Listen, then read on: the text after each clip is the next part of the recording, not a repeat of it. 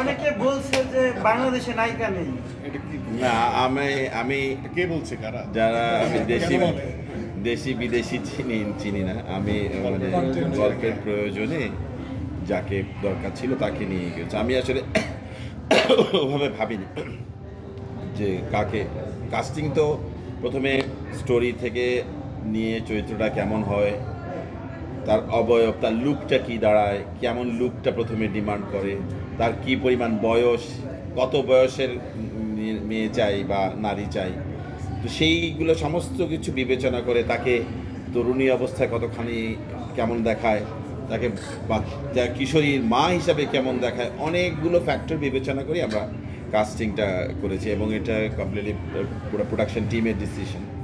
এখানে দেশি বিদেশি এখানে যাকে উপযুক্ত মনে হয়েছে আমরা তাকেই নিয়েছি। অবশ্যই আমাদের দেশের মেয়েদের অগ্রাধিকার আমি পার্সোনালি বিলিভ করি। অবশ্যই তারা she was very suitable for this character, অবশ্যই সেই হিসেবে সে কাজ করেছে। দেশে নায়িকা সংকট মনে করেন?